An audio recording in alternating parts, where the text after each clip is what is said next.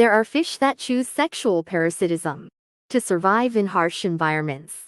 Anglerfish is used in various dishes, but it was looked down upon because of its ugly face.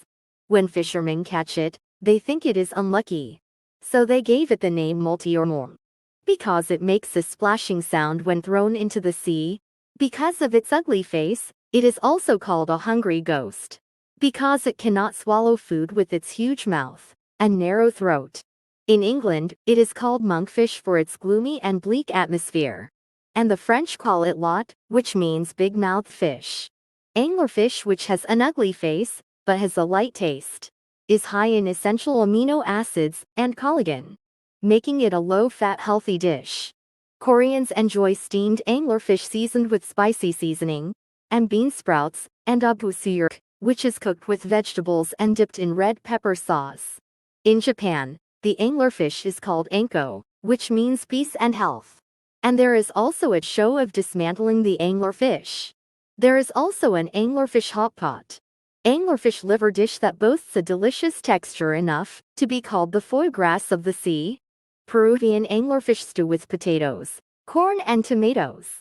Turkish anglerfish kebab sandwiched in a cocoon with roasted vegetables and pita bread.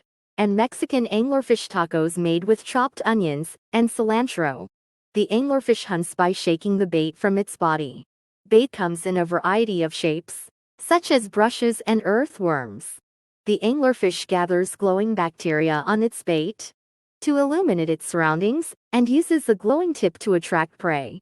In the movie Finding Nemo, there was a scene where Nemo was lured by a light-emitting tip and almost eaten. However, this luminescent tip is only for females, and not for males. It is very small, like the offspring of a newborn female, compared to females, which are 60 times the size of males. It is very difficult to meet a mate in the deep sea where anglerfish live, and the dark environment deteriorates their eyesight and develops their sense of smell and skin.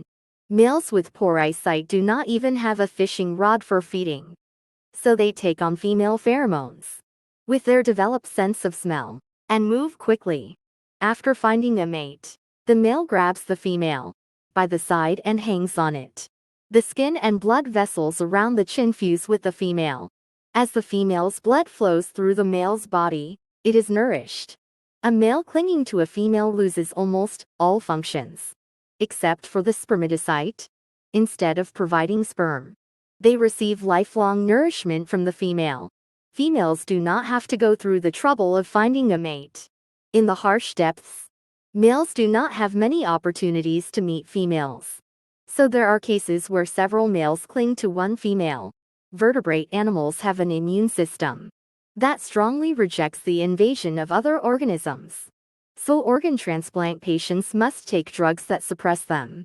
German immunologists and American ichthyologists have analyzed the anglerfish, which have become genetically united, and believe that there may be a different immune system.